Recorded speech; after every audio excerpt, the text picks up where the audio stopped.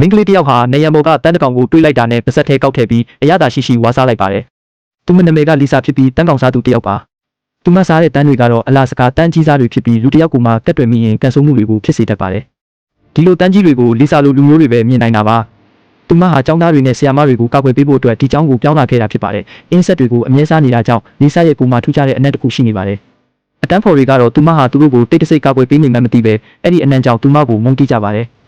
တစုံတယောက်ရဲ့ကိုယ်ပေါ်မှာတန်းကတ်နေတာကိုမြင်ရင်သူမကတိတ်တဆိတ်ဖယ်ရှားပေးလေးရှိပြီးလူမရှိတဲ့အချိန်ကျမှပါဇက်ထဲထည့်စားလေးရှိပါတယ်။ဒီနေ့မှာတော့စင်ကြံလမ်းမှာသူမရဲ့ဆရာမကလက်ထဲမှာဓာတ်တလက်ကင်ပြီးအဲ့ဒီတန်းကိုဖမ်းဖို့ကြိုးစားနေတာကိုတွေ့လိုက်ရပါတယ်။သူတို့နှစ်ယောက်ဟာတယောက်ကိုတယောက်ကြည့်လိုက်ရုံနဲ့တင်အလားစကားတန်းတွေကိုမြင်နိုင်စွမ်းရှိမှန်တန်းသိသွားကြပါတယ်။သူမရဲ့ဆရာမဟာလည်းဝိညာဉ်ရေးရာကျွမ်းကျင်သူတယောက်ဖြစ်ပြီးစာတင်တာအပြင်ဝိညာဉ်ဆိုးတွေကိုနှင်ထုတ်ကအားလုံးရဲ့ဘေးကင်းလုံခြုံရေးကိုစောင့်ရှောက်ပေးသူပါ။ဒါပေမဲ့ဒီတစ်ခါမှာတော့ဆရာမဟာအဲ့ဒီတန်းကြီးကိုမတက်နိုင်ခဲ့ပါဘူး။လီဆာကဆရာမစီသွားပြီးသူမဟာတန်းကောင်စားသူဖြစ်ကြောင်းပြောပြလိုက်ပါတယ်။ဒီတန်းတွေကိုသူမတယောက်ပဲတက်နိုင်တာပါ။လီဆာတန်းတက်တဲ့နည်းကတော့အရန်ရွှေ့ရှင်းပါတယ်။စားပစ်လိုက်ရုံပါပဲဘာလို့လဲဆိုတော့သူမရဲ့အစာအိမ်ကဒီတန်းတွေကိုလုံးဝချေဖြစ်နိုင်လို့ပါ။သူမဟာစကားပြောရင်းနဲ့တောင်တန်းတစ်ကောင်ကိုတန်းစားပြလိုက်လို့ဆရာမမှာအန်တောင်ထွက်မလို့ဖြစ်သွားပါတယ်။လီဆာကအလာစကာတန်းတွေအုပ်စုလိုက်ပေါ်လာရင်တခုခုကြီးကြီးမားမားဖြစ်တော့မယ်ဆိုတဲ့အတိတ်ပဲလို့တတိပေးပါတယ်။ဒါပေမဲ့မစိုးရင်ဘူးနဲ့သူမအကုန်လုံးကိုရှင်းလင်းပြမယ်လို့ပြောပါတယ်။နောက်တစ်နေ့မှာတော့ဆရာမဟာမြင်လိုက်ရတဲ့မြင်ကွင်းကြောင့်ထိတ်လန့်သွားရပါတယ်။အလာစကာတန်းအုပ်စုကြီးဟာကျောင်းထဲကိုအလုံးအရင်းနဲ့ဝင်ရောက်လာပါတော့တယ်။ဒီလောက်များပြတဲ့တန်းတွေကိုလီဆာရဲ့အစာအိမ်ကဘယ်လိုလုပ်ပြီးအကုန်စားနိုင်မှာလဲ